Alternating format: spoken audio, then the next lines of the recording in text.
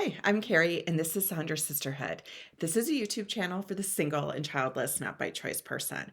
Our video today is how to manage when you're single and childless, not by choice, and you're sick, have an illness, or recovering from a surgery. So, the video today is inspired a little bit by my situation. As you know, I am single and childless, not by choice, and I recently had a hip replacement surgery. And thankfully, I'm somebody who I have some family supports who are able to come in and help me and be there for me.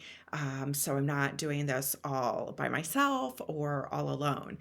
And I know for a lot of people, they don't have that privilege or luxury. So it got me thinking I should do a video on some quick tips, practical tips on how to manage when you're sick. I have been sick before, whether that's getting the flu, something more unexpectedly, and when you're single and live alone, it can be tricky, right? When you just completely feel like crap, but you need kind of those flu supplies, right? It's a little bit easier nowadays with things like DoorDash and Grubhub and things like that. But I can remember back in the day before those were more readily available, or even before I knew about them, kind of needing to figure out who can I ask and not feel like a burden to drop stuff off for me. So I have some practical tips for you to consider and for you to think about if you're single and childless, not by choice, to manage illness or sickness. So the first one is ask for help. Think about ahead of time if you get sick or if it's something that a surgery, for example, where you know there's a date that you'll be planning. Think about who is the person in my life that I can ask and let them know this so then they can be aware of that as well. And I know a lot of times we can get a lot of self talk about, oh, nobody wants to do that. People will think that's a pain. It'll feel like you're a burden. It's not somebody else's responsibility, just on and on in terms of that self talk that comes forward when we start to contemplate this thing.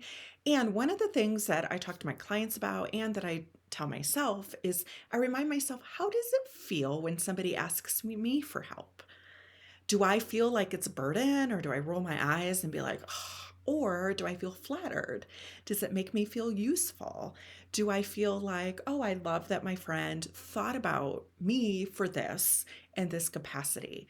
It's likely the people around you will also think that. So ask for help if you need it. People like to be helpful. We're a communal species.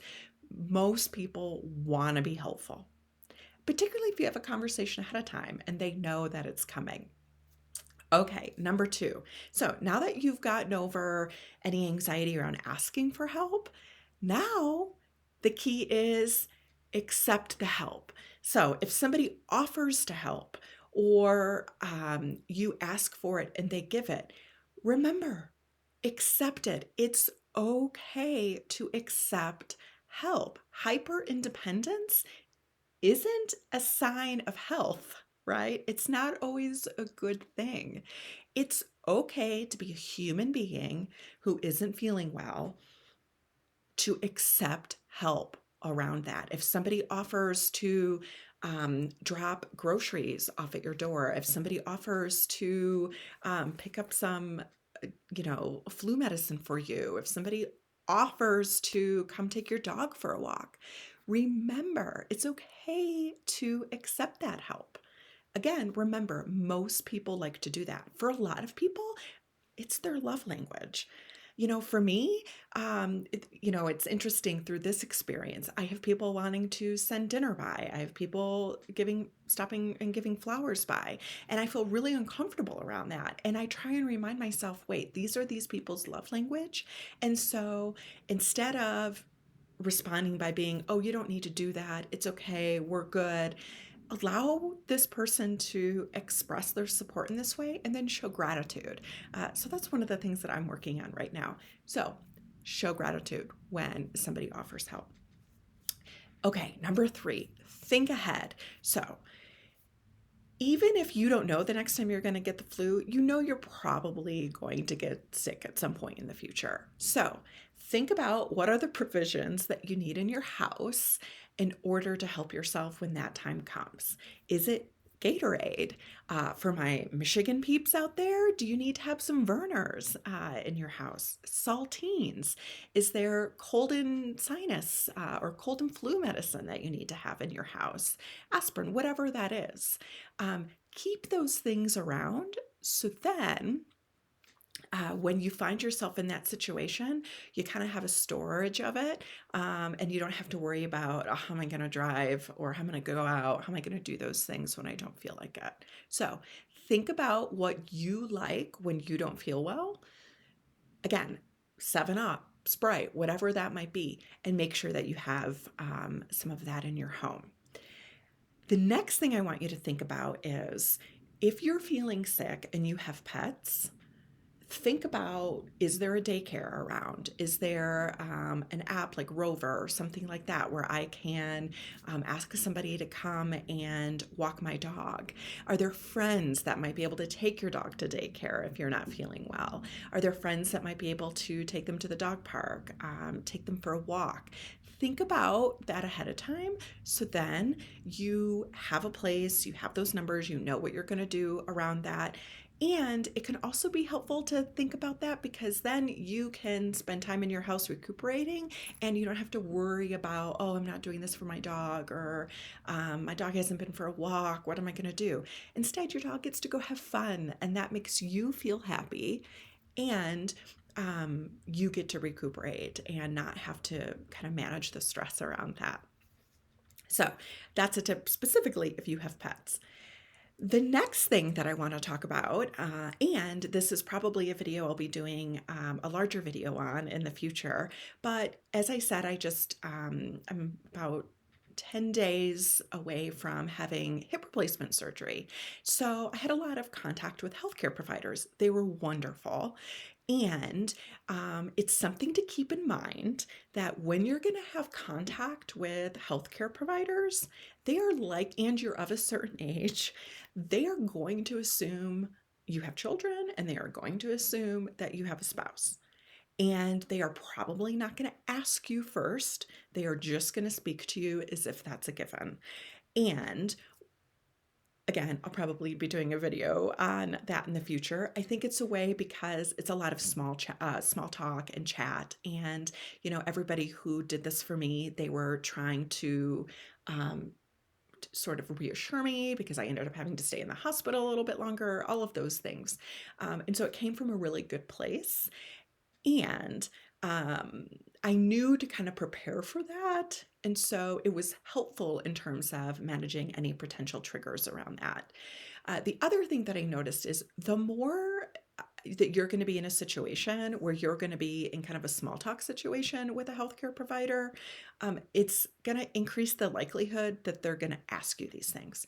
Now, for me in particular, a lot of the context around them asking about it was because I needed to have somebody at home to help me because I was going to be immobile and, you know, I was under anesthesia and things like that. So I think I'll do, like I said, I think I'll do a video in terms of, at least in the United States or maybe more Western cultures, you know, people don't always consider sort of the wider village or the wider family that somebody may have to help them. They're, for me, they were talking to me about a husband. For me, that happens to be correct that if I was married, I would have a husband. But for lots of people, just because you're identify as a woman doesn't mean that you're going to have a husband, even if you are married, right? So I just put that out there to really kind of remind yourself that you are likely going to be triggered in these situations. You are likely going to be asked questions that people are going to assume a lot of things about your life that aren't accurate. You can correct them in that moment. And it's also okay if you don't want to correct anybody or you don't want to educate anybody when you're feeling like crap. And so I chose to just say, no, I don't, and kind of go from there. But it is something that I want to put out there just to have in your headspace. If you are going to be in contact with any healthcare providers, if you have any illness, sickness, or surgery. So, a really quick recap. If you are single and childless, not by choice, and you want to be prepared if you're feeling sick or have an illness or you have an upcoming surgery, again, because you may live alone, and that's really difficult when you don't feel well, when you still have to be the sole kind of provider of the household, of the pets, of yourself. Remember, ask for help, accept help if it's offered, accept help when you ask for it. Think ahead and plan, have those provisions in your home already. Think ahead or think about how can you help any pets or take care of your pets and take the burden off that. Maybe you need to have a little sinking fund off to the side for like pet daycare when sick. That's okay. It's a way to think ahead around that. And if you're going to have contact with healthcare providers, recognize a lot of them are going to make assumptions about your parenting status and relationship status based on your age. And they're not going to be right in our cases. And if you don't want to educate them in that moment, that's okay too, but be prepared so then you can have those like coping skills at the ready for you. I hope you have a really healthy year and you don't need any of these. And we all know that things happen and we all get sick sometimes. So I hope this video is helpful for you. Subscribe to Sandra Sisterhood for more videos for content for the single and childless, not by choice person.